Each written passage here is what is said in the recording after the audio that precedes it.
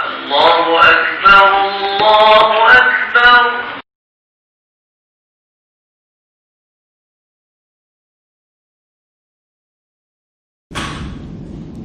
Assalamualaikum warahmatullahi wabarakatuh. A'udzu billahi minasy syaithanir rajim. Bismillahirrahmanirrahim. Alhamdulillahi rabbil alamin. Wassalatu wassalamu ala Rasulillah wa ala alihi wa sahbihi ajma'in.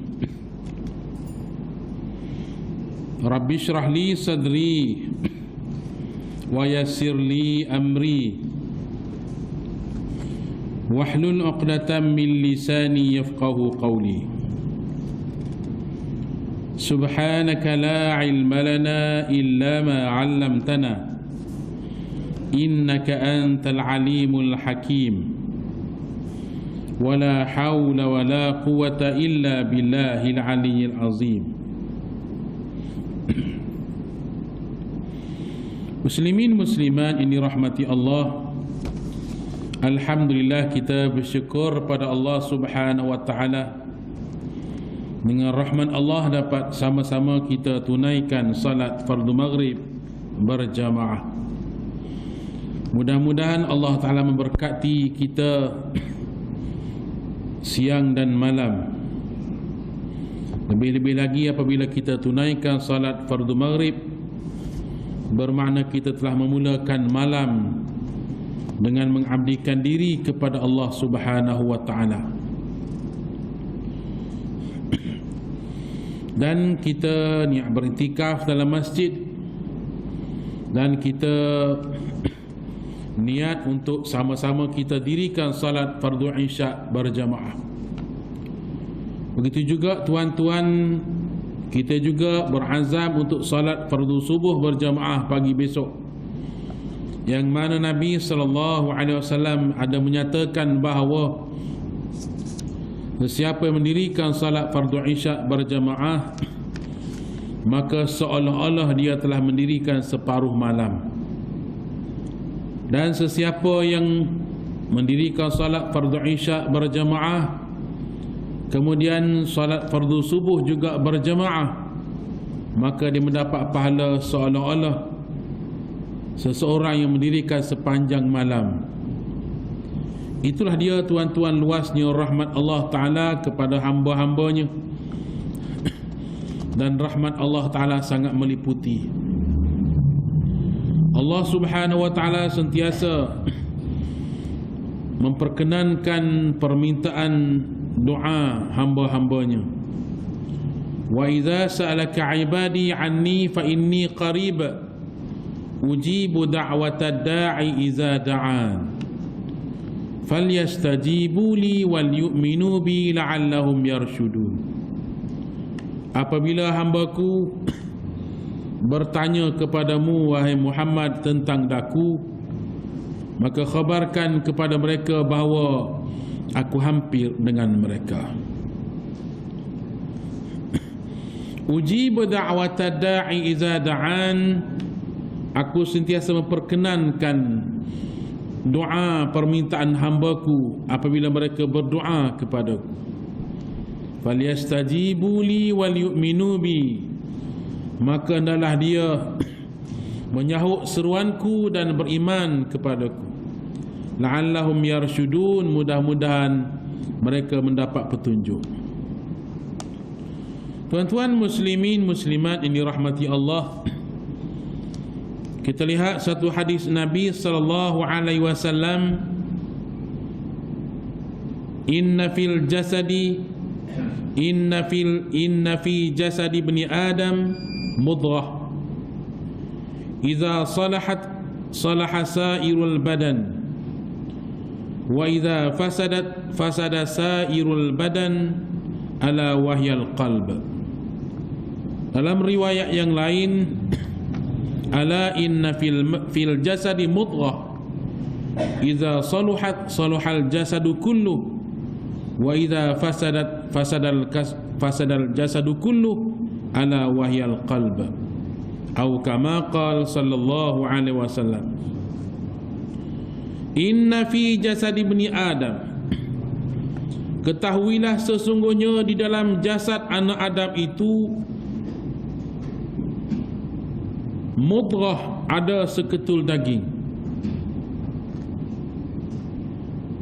Iza salahat salaha sairul badan, apabila baik seketul daging itu, nescaya baiklah seluruh badan.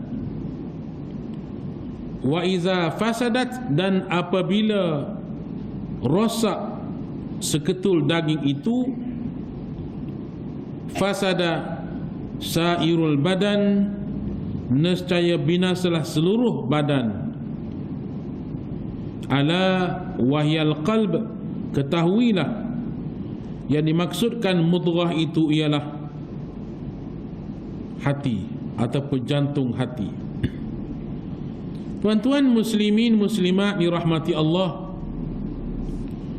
segala-gala amalan yang kita lakukan ini adalah arahan ataupun tindakan daripada hati, keluar daripada hati.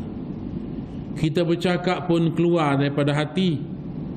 Mulut, anggota mulut ini, lidahnya dengan berfungsi mengeluarkan kata-kata kerana terkeluar daripada hati. Maksud di hati nak ucap begini, keluarlah. Melainkan keluar secara tidak disedari, mengegar dan sebagainya, itu keluar secara spontan ataupun latah begitu. Tapi kebanyakannya apabila keluar perkataan mesti daripada hati. Begitu juga kita lihat sesuatu, mesti gerakan daripada hati mengarahkan, tengok gua tu, tengok gua ni. Telinga juga mendengar.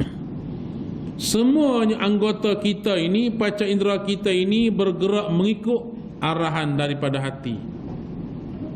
Sebab hati adalah raja dalam seluruh tubuh badan kita.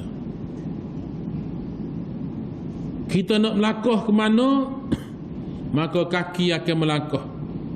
Hati akan mengarahkan kaki langkah pergi, kayuh pergi, lopak pergi, hungar pergi.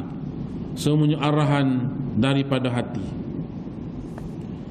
Bersesuaianlah Nabi SAW menyatakan, dalam jasad anak Adam ini, maknanya kita lah anak Adam ini. Kalau molek hak seketul ni, moleklah seluruhnya. Kalau punah hak seketul ni, punah habis licin lah. Bermakna tuan-tuan ada hubungan antara satu sama lain. Hati juga terkesan kerana penglihatan. Hati juga terkesan kerana tangan. Terkesan di hati juga kerana kaki. Dan hati juga tergerak kerana hati. Kaki juga bergerak kerana hati. Bermakna saling bertaut antara satu sama lain. Misalnya kita kata, hati kata nak lihat sesuatu, bunyi perih belakang, telinga je dengar, hantar isyarat ke hati. Hati pun menghantar ke isyarat kepada kepala, pusing nak tengok. Mata pun suluh lagi. Dengan badai-badai kita mesti tengok, cari mana. Mata luliah. Telinga mula fokus dah bunyi saat ni gapo. Dan semua pemikiran kita dah pusat ke gapo dia bunyi saat ni. Itulah hebatnya ciptaan Allah Ta'ala pada diri kita ini. Bukan mana-mana bergerak kaki tangan dak. Dia ada arahan-arahan keluar daripada satu pemerintah, iaitulah hati. Sebab itulah tuan-tuan, hati yang bersih akan melahirkan perbuatan yang bersih. Kata-kata, tutur kata yang bersih, yang baik-baik. Dan apabila kita mulakan dengan buruk, benda yang keji, maka dia terkesan di hati. Hati kita telah mula cacat dah. Mula ada bintik-bintik hitam. Hati kita telah mula terguris dengan sesuatu gurisan dengan gurisan, menyebabkan kepekaan dia telah mula pudar. Tak sensitif lagi dah. Ibarat sensor-sensor, pengesan-pengesan, radar-radarnya telah terjejas kerana kerosakan yang berlaku. Sebab itulah tuan-tuan, hati yang bersih ini, hati yang bersih akan mengeluarkan kata-kata yang bersih, tindakan yang bersih, termasuk gerakan kaki, tangan dan sebagainya. Kata Imam Ghazali rahimahullah, apabila seseorang itu molek hati dia, maka molek segala perbuatan dia. Apabila buruk hati dia, maka melahirkan keburukan pada tindak tanduk dia. Dalam menghuraikan hadis Nabi sallallahu alaihi wasallam ini. Oleh itu tuan-tuan, kita kena jaga belaka. Mata kita kena jaga supaya jangan terkesan di hati kita kesan yang buruk. Begitu juga hati kita kena jaga supaya tidak mengeluarkan arahan-arahan yang buruk kepada anggota-anggota yang lain. Sebab itulah semua ni, sama ada hati ke, akal ke, pemikiran ke, tindak tanduk ke, ada lagi yang lebih mengatasi ialah iman. Taqwa tu mengatasi. Kalau hati semata-mata tidak ada bimbingan, tidak ada dorongan, melainkan mesti dibimbing oleh wahyu, dibimbing oleh hadis Nabi sallallahu alaihi wasallam, barulah hati kita terarah dan terpimpin. Sebab itulah tuan-tuan, iman tu nombor satu. Kalau tak akal hati semata-mata, tak boleh nak capai juga darjat tinggi. Kita bagi contohlah Barat ataupun orang yang bukan Islam. Mereka mikir untuk memajukan kehidupan mereka, untuk tamadun mereka. Lalu kita capailah, kita dapat lihat negara mereka bersih, berdisiplin, moral yang tinggi, negara-negara maju. Tetapi hati dia dari segi iman dan akidah rosak. Memang dari segi bersih mereka bersih, dari segi moral mereka tak kena, tak curi. Tetapi dari segi iman mereka tak ada iman. Mereka buat hanya semata-mata kerana sedap tengok mata je. Tidak ada kerana redha Allah, tidak ada kerana kepatuhan kepada pencipta. Tak. Mereka buat hanya semata-mata nak tengok comel, nak suruh maju, nak suruh moden, itu saja. Bahkan itu setakat dunia saja. Maka orang beriman menjangkau lebih lagi daripada itu. Kita berpegang kepada hadis Nabi sallallahu alaihi wasallam, an-nazafatu minal iman. Kebersihan itu sebahagian daripada iman. Maka kita pun jaga kebersihan kerana nak jaga iman, kerana nak cari redha Allah Ta'ala. Maka dunia kita dapat, akhirat kita dapat. Dunia kita dapat, pahala kita dapat, dan dihapuskan dosa. Itulah untungnya orang yang beriman, kerana ada iman dan taqwa kepada Allah Subhanahu wa taala. Inna fi jasad ibni Adam mudghah.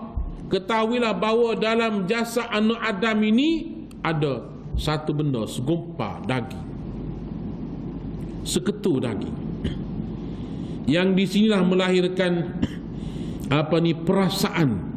Allah Ta'ala bekalkan ada perasaan kasih, sayang, ada benci, ada marah, ada takut, ada berani.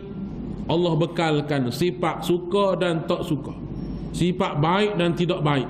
Semuanya ada belaka, cuma diadun, pandai nak adun. Sifat marah Allah beri setiap orang, ada pandai juga marah. Sifat sayang ada juga, Allah Ta'ala beri juga. sayang, kasih, benci, suka, tak suka, ada belaka.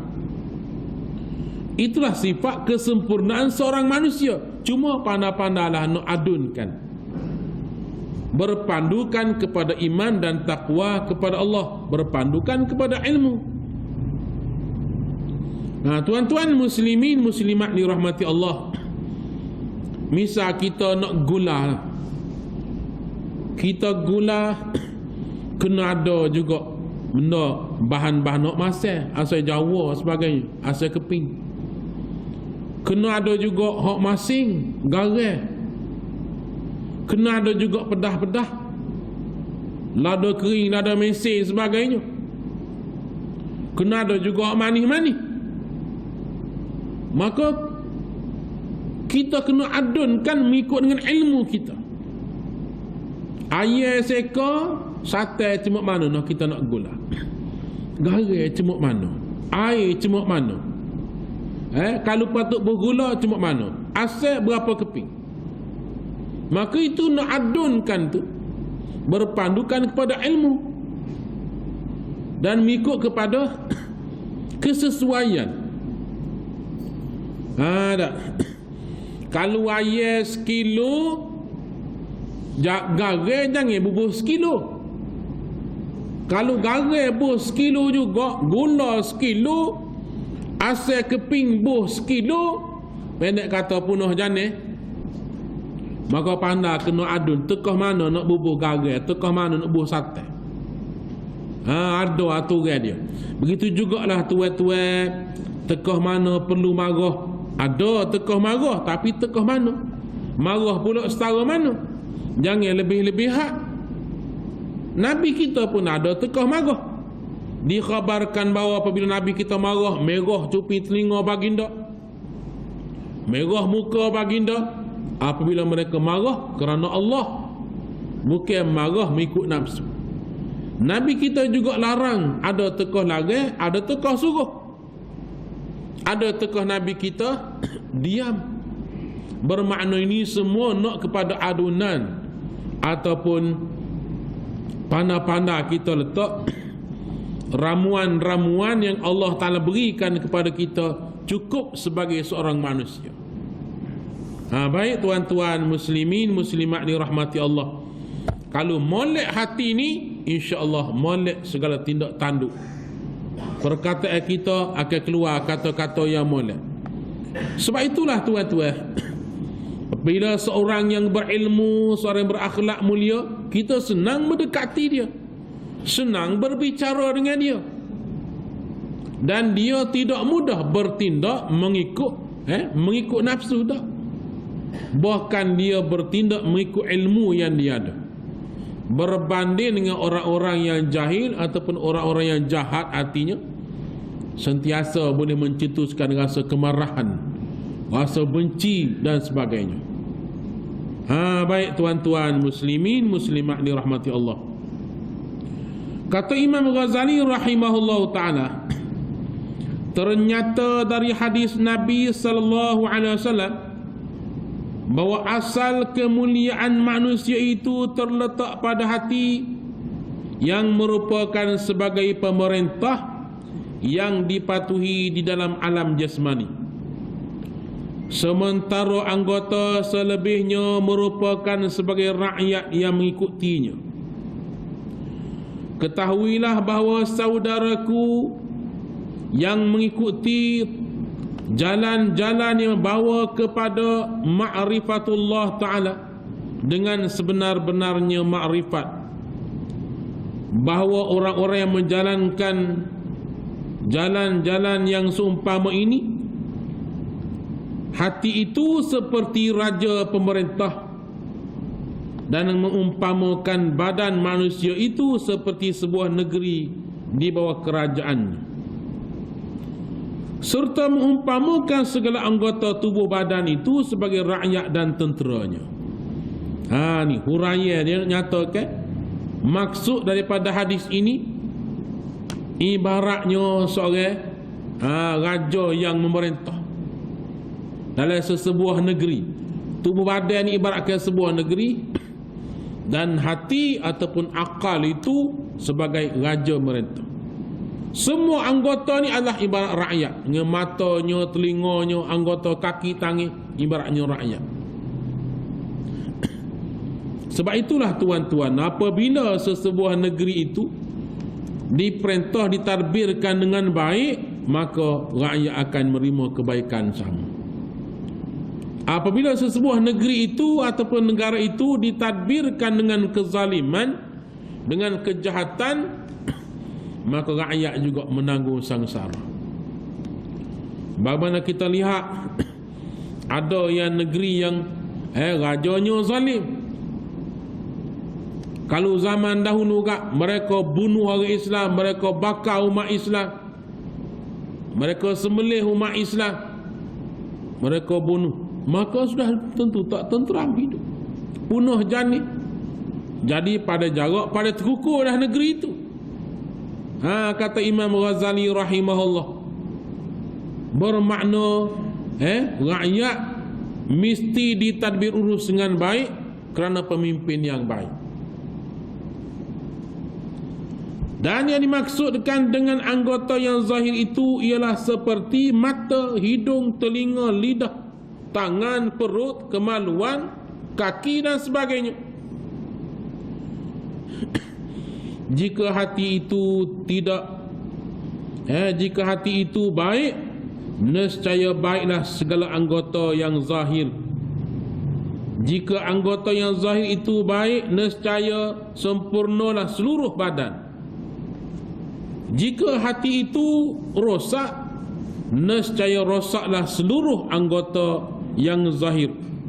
Dan jika rosak binasa anggota yang zahir, nescaya rosak binasalah seluruh badan. Yang dibicarakan di sini hati yang rosak bukanlah kata hepatitis, bukanlah kata penyakit bekok hati sebagainya, itu lain. Yang dimaksudkan di sinilah sakit rosak hati ni, hati itu jadi punah kerana akhlak-akhlak yang buruk.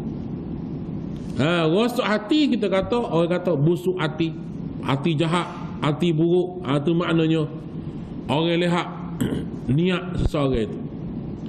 Kita pun guna bahasa kita, orang baik hati. Baik hati lagu mana? Seorang yang baik, berniat akhlak, ikhlas niat dia dan sebagainya. Baik hati. Dan kita juga pernah panggil pada orang yang bersikap buruk, ada hati busuk, hati tak comel, kerana sikap akhlak dia tu. Soal sakit hati itu hak lain, itu penyakit. Bagaimana penyakit jatuh, lemah jatuh, darah tinggi, itu lain. Ni yang kita bincang sekarang ialah masalah akhlak, masalah moral.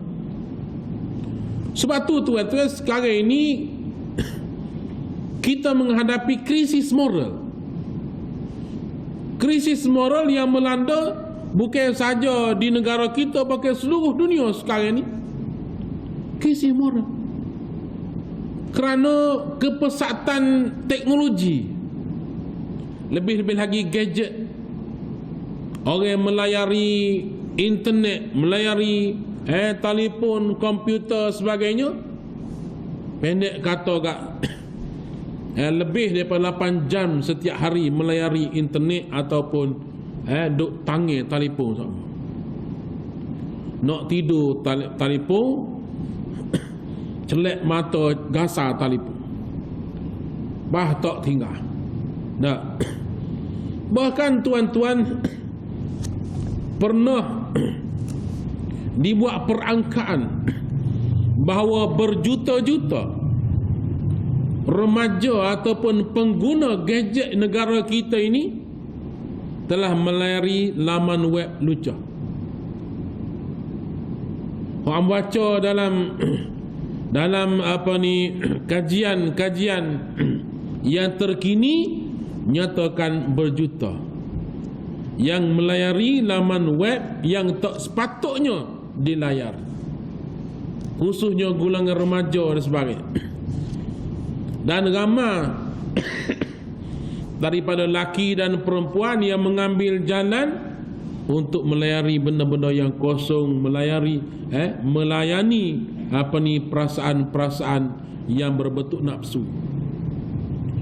Betul lah kata firman Allah Subhanahu wa taala, fa khalafa min ba'dihim khalfun adha'u as-salah wattaba'u syahawat fasayalqawna ghayya. Mereka meninggalkan generasi di belakang mereka. Generasi ni maknanya lepas pada kita, anak kita, lepas anak cucu, lepas cucu cicit. Generasi lepas lapis, lepas tapis. Mereka meninggalkan generasi di selepas daripada mereka itu adha'us salah, meringan-ringankan salat. Wattaba'u syahawat, dan mereka mengikuti syahwat nafsu syahwat. Fasayalqawna ghayya, dan di kala itu Allah Ta'ala akan menimpakan kemusnahan kerana melayani nafsu dan perasaan yang tak terkawal. Oleh itu tuan-tuan, Imam Ghazali rahimahullah beri penekanan kepada bab hati. Kerana hati ni penting sangat. Kalau molek hati, maka molek seluruh badan. Kalau hati itu rosak, maka rosak seluruh badan. Sebagaimana Nabi SAW menyatakan dalam hadis yang kita baca sekejap tadi.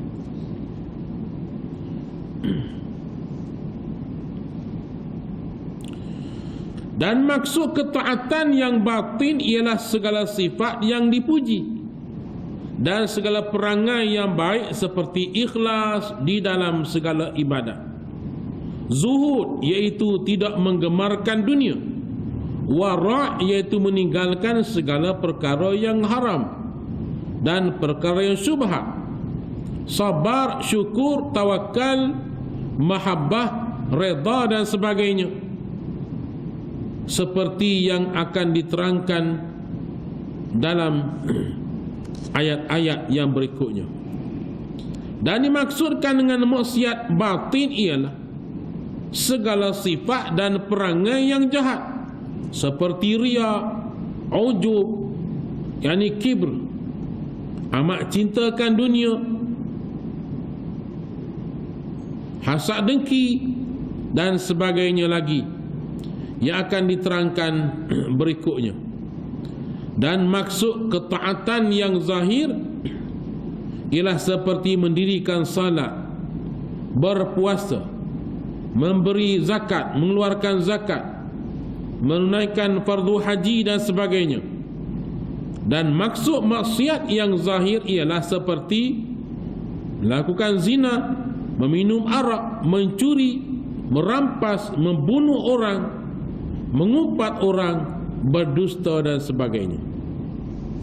Jadi dihuraikan dengan panjang lebar oleh alim ulama, khususnya Imam Ghazali rahimahullah, pecahan-pecahan dalam kita menjaga amal-amal kita ni. Di samping kita nak jaga amal-amal soleh kita tuan-tuan, nak buat amal-amal soleh, dalam masa yang sama kita kena tinggal benda-benda yang tak molek, benda-benda yang buruk ni kena tinggal. Jangan kita buat benda molek, buat amal soleh saja, tetapi hak jahat ni kita tak tinggal. Umpamanya kita ada ikhlas, kita ada derma, kita ada buat kebaikan, tetapi kita iringi dengan mengumpat, kita iringi dengan kita iringikan dengan iri hati, dengan mengungkit-mengungkit, maka sia-sia buat benda molek dah, tetapi dalam masa yang sama buat benda jahat juga. Jangan. Kata Imam Ghazali rahimahullah, kita kena ketahui bahawa hak perosok-perosok ni jangan ada. Sebagaimana tuai-tuai kalau nak nane, nak merah misalnya, ada cara-cara dia. Tuai-tuai nak nane kena ada pagar, kena ada racun, kena ada baja, kena ada air. Maka baja dia buh mana? Racun nak racun mana? Racun pula kena faham racun ke apa. Nama racun racun ni racun lalai, kita kesembuh pada sayur kita, maka punah juga. Sepatutnya pada sayur-sayuran kita, tanam-tanaman kita, kita pergi bubuh racun kesing, racun serangga, biar mati serangga. Tanaman jangan mati. Inilah uniknya dalam hati kita ini tuan-tuan. Amal soleh kita ni kita kena jaga sepanjang masa. Sebabnya amalan soleh kita yang kita buat ni, semaya hari ni, baca Qurannya, berzikir, berdoanya, boleh jadi 10 tahun nanti akhir rosak kalau kita tak jaga. Bahkan segala amal soleh yang lepas-lepas dah boleh musnah, walaupun kita buat 10 tahun yang lalu. Musnah macam mana? Kita hasad deki. Hasad deki mari. Innal hasada ya'kulul hasanat kama ta'kulun narul hataba. Sesungguhnya hasad deki itu boleh menghanguskan, boleh memakan amal-amal saleh ataupun kebajikan sebagaimana api memakan kayu yang kering, daun yang kering. Musim kemarau lah ke mana? Musim kemarau tu hati orang tahu rokok seputu puh capok duk bara jalan lu ngetar je habis bereka-reka hutan. Sebuah rumah boleh hangus sebentar, rumah kayu, rumah atap hangus habis. Bomba mari tak ada dia nak sembuh. Bapa? Kayu kering, atap pula atap sagu. Sebentar je. Maka begitulah Nabi kita beri gambaran betapa hasad deki boleh menghanguskan amal soleh yang kita lakukan itu. Cepatnya musnah. Ataupun orang panggil api dalam sekam. Duk rasa molek berasak bucu tu just kelu lu asak sikit tak apa kali. Dak. Asak sikit tu bik nampak sikit tu. Rupa-rupa tengok, ya Allah, hangus belaka dah dalam tu. Dulu kita boleh tengok lah orang mesi padi dah. Kulit padi bertambur, kilat duk sembuh mari. Kulit padi bertambur begitu. Maka dia cucuk sikit lah. Nyala kat dalam, hangus. Dalam tu hangus belaka jadi abu dah. Ku atas nampak molek, rupa-rupanya dalam tu abu. Bakar habis. Begitulah juga tuan-tuan kita duk buat semaya, duk mengaji Quran, duk belajar, duk mendengar ilmu-ilmu agama. Semuanya amal soleh belaka, tetapi jangan diingat benda-benda buruk yang ada dalam hati kita tu selama amal soleh. Jangan. Hak sikit boleh jadi hak sikit itulah dia menghanguskan, habis licin amal soleh. Baiklah kita kena sentiasa bermuhasabah, kata Imam Ghazali. Kita kena sentiasa buat renungan, sentiasa bermuhasabah diri, supaya kita ni dapat tahu ataupun selamat amal-amal soleh kita. Tuan-tuan muslimin muslimat ini rahmati Allah. Dan jika satu persoalan, dengan apakah hati itu diperbaiki agar dengan kebaikan seluruh anggota yang zahir menjadi baik, maka jawabannya hati diperbaiki dengan mengamalkan ilmu tasawuf yang mendekatkan diri kepada Allah Ta'ala dan memperbanyakkan zikrullah Ta'ala. Kerana hati itu hanya akan menjadi baik dengan mengikuti ilmu-ilmu tasawuf. Dengan mempelajari ilmu tasawuf, mengamalkannya, mengembalikan zikir dan pengakuan taat kepada Allah Subhanahu wa Ta'ala. Ini boleh membawa kepada ketaatan yang berterusan. Tuan-tuan muslimin muslimat dirahmati Allah, kata Imam Ghazali rahimahullah, cara terbaik kita nak bersihkan hati kita ialah kita kena sentiasa mendekatkan diri pada Allah Subhanahu wa taala. Itu banyakkan memohon ampun dan banyak berzikir. Kerana berzikir itu ialah sebagaimana Nabi SAW menyatakan bahawa perbezaan orang berzikir dengan orang tak berzikir itu umpama orang yang hidup dengan orang yang mati. Itulah jauhnya beza orang yang sentiasa berzikir dengan tidak berzikir. Kalau kita tidak berzikir, maka syaitan akan mari mempengaruhi kita. Dia mari usik minda kita, pengaruhi pemikiran kita. Kita jadi ngaru mikir kuasa. Jangan beri ruang hati kita ini terikut-ikut dengan panjang angan-angan. Jangan panjang angan, bahkan kita kena sentiasa menaruh harapan kepada Allah Ta'ala agar Allah Ta'ala sentiasa merahmati dan mengampuni dosa-dosa kita. Jadi kesimpulan daripada apa yang kita baca pada malam ini berkaitan dengan hadis ini ialah Nabi SAW berikan walaupun ringkas saja hadis Rasulullah ini, tetapi memberikan huraian yang sangat luas, menentukan sama ada kita selamat di dunia ataupun sebaliknya, selamat dunia akhirat atau sebaliknya. Yang penting ialah hati yang Allah Ta'ala berikan pada kita ini mesti ada panduan dan bimbingan. Itulah bimbingan daripada wahyu Allah dan hadis Nabi SAW.